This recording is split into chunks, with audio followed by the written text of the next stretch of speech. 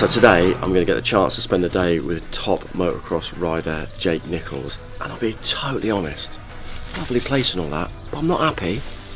It's 6:30 and supposedly he runs to work 10k.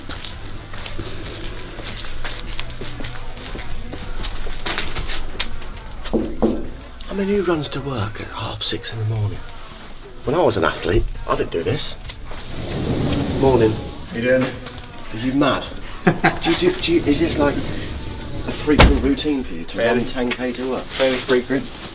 Are you not up for it? Well, I was up for it 25 years ago, but yeah, maybe not now. But Not this time in the morning. I'm looking forward to today. Would this be regarded as the fun part, or just This is the easy part, I would say. the easy part? Yeah, I can turn my brain off and just trot along. So yeah. So the easy part is a 10k run to work. Definitely. All right, let's go.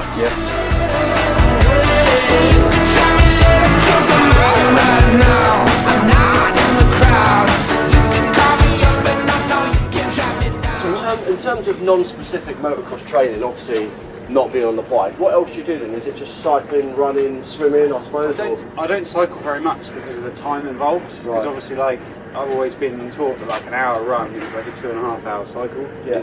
In terms of like workload. So obviously with work, I don't really get the opportunity apart from the odd weekend. Obviously you're a professional rider as well, Yeah. but yet you still work. So I only ride twice a week, and that's normally in the morning or the afternoon for about 3 or 4 hours because the track's only up the road. But like, normally I'd run to work and then do a full day and then train about 5:30 or 6 again for an hour and a half. And is it a proper, with all due respect, hard day's work here? Yeah, you get it's involved, decent. Yeah, I'm operations director, so I'm, there's tippers, there's plant hire, there's an aggregate yard working, so there's so much. And obviously being owner's son, my dad doesn't roll in here till like 9:30, 10 and leaves at 5, so I cop all the where are you All not the here? flak, Yeah, so I don't know, you do it. I petted my fence the other day, it took me 6 hours and I was knackered for 3 days. And that's true. tired? Right, do you go straight to your desk or? No, at this point I'll go for a shower. Right, at this point I will leave you to it. See that? All right, thank you. Your role in the morning, you'll come and check on all the different departments kind of thing? Yeah, because I'm operations, if you like, I kind of have to just keep an eye on a bit of everything. Yeah. It's like 170 people working now, so wow. Yeah, it's a bit of a... It's a world away from motocross though, isn't it? Yeah. I mean, it's polar opposite. Yeah, it was really weird when I finished racing. I'd been this selfish creature for like years and years that didn't have to worry about anyone else apart from myself, and then I came here and I was like having to answer to people, and yeah, It's different. It was Like weird. I said, as an athlete, you have to be so focused. Yeah, you're and selfish. it's just about you. It's just... Everything comes second best. It must be really hard because he's juggling the stress of the office, looking after all those people. The guys have already been here an hour warming up, and Jake's turned up, and I'm assuming he's going to jump on the bike and go, which must be hard to try to juggle both lifestyles. I know for me, when I was an athlete, when I turned up to train or to race, I had to be properly clear in my mind. Can't be arguing at home, I can't have any stresses. Everything was about me and my training. Whereas Jake is trying to juggle lots of balls. It's like work, riding, work, life.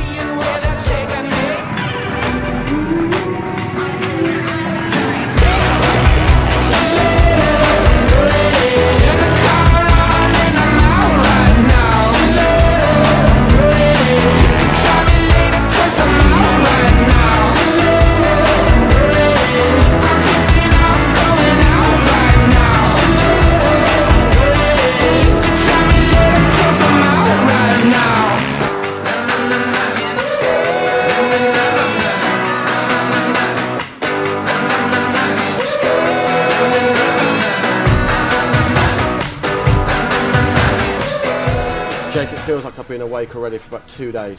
Ran to work, you've done some work, you've trained. Yeah. Now normally you'd go back to work, is that right? Yeah, generally go back to work, but as you're here, I thought we'd give you a little treat, a little run out. Is this how you would normally relax at a weekend or something? Yeah, this weekend, have a bit of a laugh, get a few lads around, have a bit of a tear up on the track. We've got a proper track made for these. So yeah, a bit of a special occasion wagon, but today's a special occasion.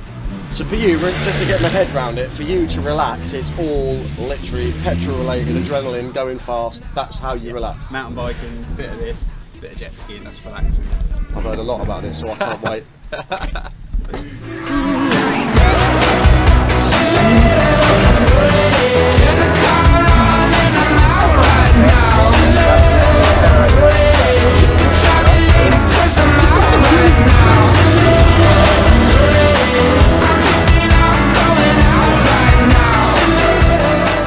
You're safe, but I think I fucked your truck up, sorry. Look at it, look at the crash landing.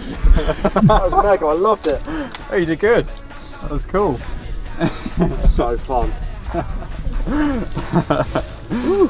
I'm literally just getting over a car crash, seriously, whiplash, and I think you put me back to square one. I totally forgot about that. You did mention it yesterday, but yeah, you know what it's like. It was awesome though, thank you. Jake, it's been awesome spending time with you and seeing a glimpse of your lifestyle, but it's mad, it's chaos. But you seem quite controlled with it all. It's pretty hectic, yeah, but I enjoy it, and I think that my outlook is that while I'm young, I'll make the most of it if I can, and then one day I'll be a boring old man that just works all the time, I suppose. So I don't think you'll ever slow down. I mean, you work hard, but you clearly play hard as well.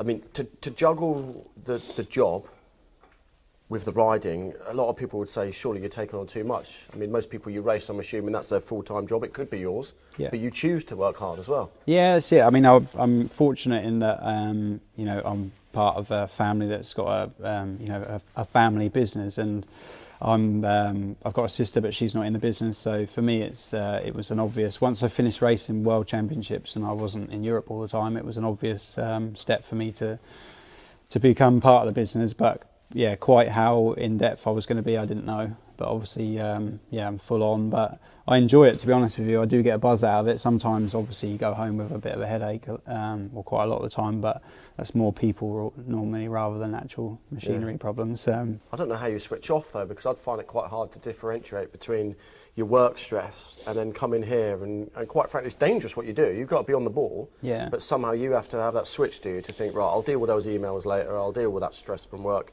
Right now, I'm a rider.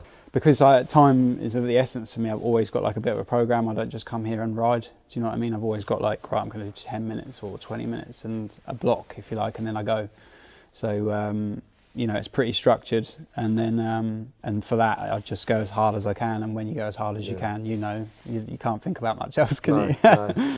It's good that you're hungry for success and you're willing to work hard to get there. Yeah, I think that's been a driver of mine for years because, you know, we used to turn up and my dad's always had nice things and we'd have a nice camper van or a nice van to go to the race, and it was like, it's all right for him, he's got a good bike or whatever like that. And even my dad, to a certain extent, when I was 14 and 15, had a few injuries, and I wasn't, you know, I grew up racing with Tommy, and Tommy was like there when we were 15, and I didn't make the jump quite as quick or as easy.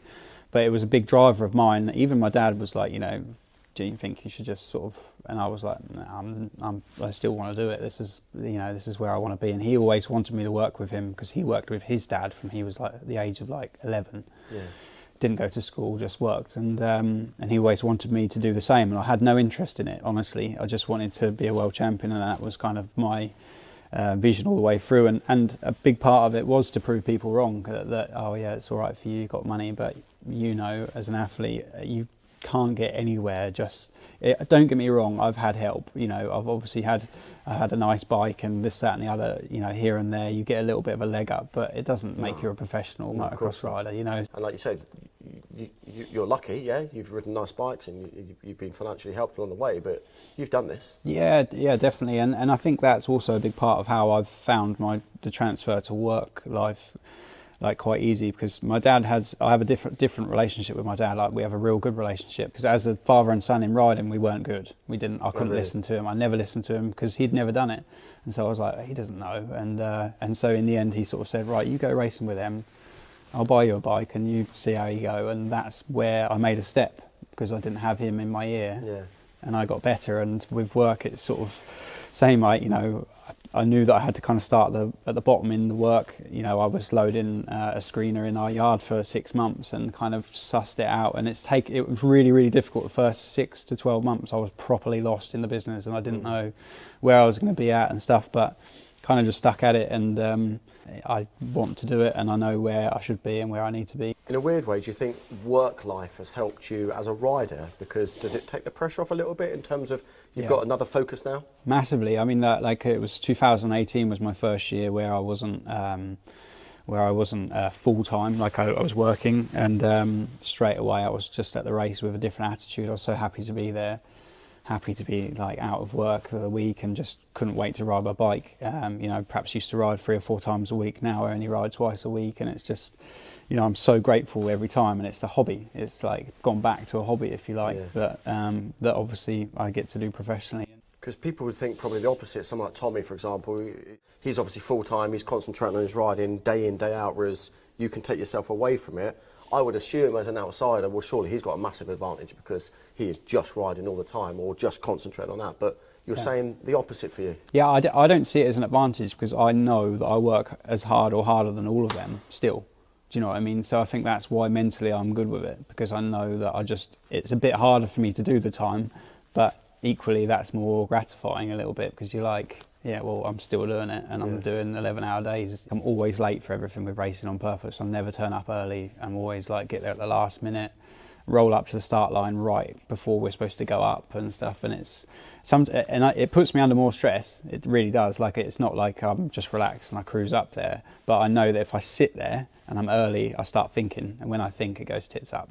Do you think people's perception might be incorrect of you then in that way because of the way you handle your business and turn up last minute and get on with it? Yeah, perhaps. I'm really, really unapproachable on race day, and I think I'd like to think I'm an approachable person, but I don't want to know about it on race day. I don't really want to speak to people, and I just kind of look through everything. I think the will to win is still massive. Do you know what I mean? I lost the British Championship by 4 points 3 years ago through breaking my leg without even crashing, like 2 weeks before our last round, and I'd pretty much like sewn it up. I had like a 38-point lead, and that was my first year racing national stuff without while working, and so it was going to be like a massive thing for me to say, you know, I've won and I'm working, if you like, and then obviously I had that, so that's a massive driver for me because I came back from my leg where it was really, really bad, and it was like touch and go for a while with it, and then, you know, being able to run, and well, I was definitely not going to be able to run apparently, but ride and stuff. So yeah, I've had a bit of a hard time, to be fair,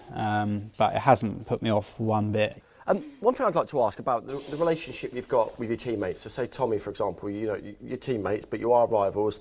Your bikes are set up differently, and I can gather there is a little bit of like secrecy around you both ride maybe different styles and so forth. Yeah. You seem to get on really well. I mean, Yeah. I find that an interesting dynamic because I would never have trained with one of my main rivals because I'd think, why would I help him at all get better and get closer to me by seeing my secrets, if you want, or you know, me bringing out the best in him. So how does that work in terms of, you know, you've got to shake hands and be mates, but you want to beat each other up on the track? Exactly, it's weird, but I've raced him since I was 6. We've raced together in East Kent, like schoolboy championship and stuff, so I've known him so long, and he's only a year older than me, so we've been in the same bracket for years, and since we were about 13 or 14, he has always been slightly better than me. He had a lot more success than me in the World Championship stuff, but we're always like kind of got on, but we're very different people. Do you know what I mean? Tommy's a bit more showier than I am, and a bit more sort of on the scene, if you like, and a bit cooler, whereas I've always been a bit more in the background and not really bothered about anything of that, just want to race and kind of get on.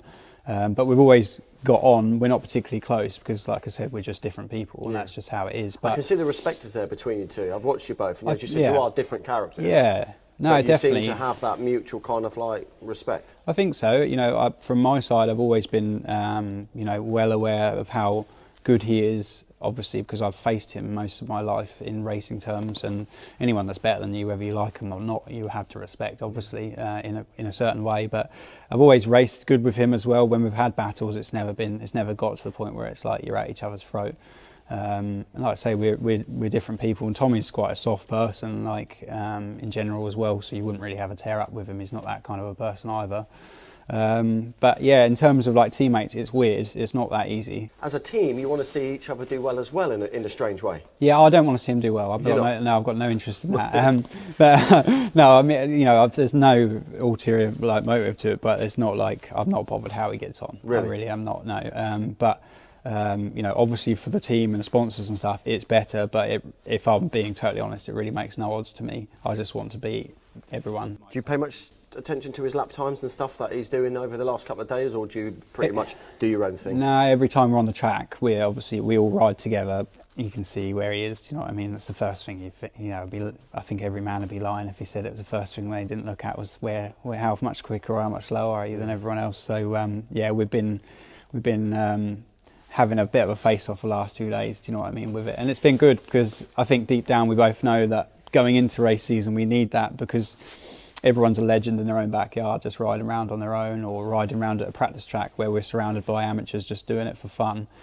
We always look like the hero, but it's not true. Do you know what I mean? We, you know, there's always someone better than you, and us having a square up like this only makes you better. You know, I've noticed yesterday straight away I was tense, riding different, only because he's here.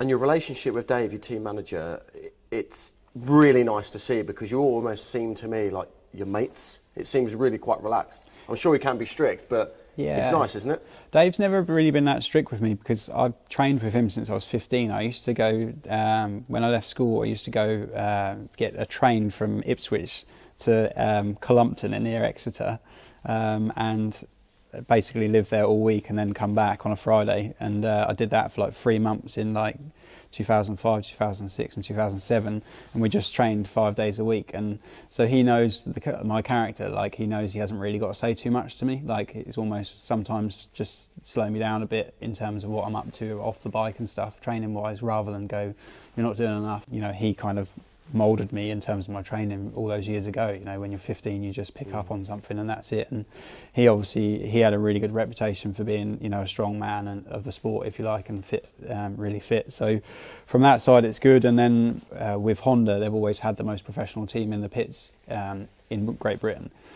But obviously when I was racing World Championship, I could never ride for them because they didn't want to go across the water. And I had no intentions at that time of only racing in Britain, because I had my sights set on obviously World Championships. And it was the first thing when I decided to race nationally. It was like my first call was to him. I hadn't even tried the bike at that point, and then I got on Honda, and straight away I was like, I must admit, it was like a big sort of step with the bike. And you knew then, you'd done the right thing? Yeah, big time. You know, I kind of didn't have any doubts with the team and the outfit, because it's professional, and you can see that in terms of how Dave is, but obviously their presentation as well and the sponsors they have. But the actual Honda bike itself was the biggest shock for me. Does it help that Dave is an absolute legend in the sport as well, in terms of, you know, I know from other people who do different sports, you know, you get coaches who bark their orders at you and you think, well, how do you know? You've not even done it. Yeah. But you can't argue he's been an amazing rider himself. So does that help, the sort of respect for him? Yeah, it helps so much. And like, he hasn't got to say hardly anything. You know, he would stand on the start line and I'll be eyeing up like a line for the start. He'll just sort of like nod and look at like a bit of grass on the right, and then I'm like, yeah, I'll go for that then. And he doesn't even got to say much, you know, it's just like, that's it. And then there's times where he'll come in after a race and be like, you need to, that turn there, just have a look. And when he says just have a look, it means do that every lap. Really? And I'll never forget last year he told me to use this line at this track called Custer's Course, and I didn't use it. And he was like, you didn't use that line. And I was like, oh no. And I was gutted. It was like really embarrassing. The first time I felt like really disappointed in myself, because he'd said it like, try that, and when he says try it, it means use it. And in terms of your sort of work-riding balance, is he happy with that? I mean, obviously he wants to get the best out of you because he's your boss. I think so, and I think it's based on my first year with him. I was working full-time as I am now, and we basically won the British Championship minus the hiccup with my leg. Like, we'd had an amazing year, won a lot of events, and you know, like I say, we had a good lead in the championship, and that was a recipe that worked, and he knows that it works for me, and so I think they're happy. Don't get me wrong, I think sometimes perhaps team partners probably look at it and like, a bit weird how he's like, you know, only all you ever see is work rather than riding like everyone else. So riding's going well, the work's going well, family life's good? Yeah, I it's met your all daughter good. today. Yeah, little one. Yeah, she's So cute. She's at a good age where she's not answering back and she can't get about too far at the minute. Yeah. I guess it's all You going to just go. wait. Yeah, it's The all next 8 downhill months from or here. so it gets tough. But yeah. But no, so but yeah, it's been good having you here as No, well. honestly, thank you for having us, because it's been really fascinating to see your old bikes, and Yeah. the setup here is amazing. And I think you enjoyed the buggy as well. Oh, that was so good. I'm going to have to come back. I'm going to get some more riding lessons, and then when I can get on your track and do myself a bit of justice, I'll be back. Book some more track days No, it's in been as well. wicked. Thank you. Awesome.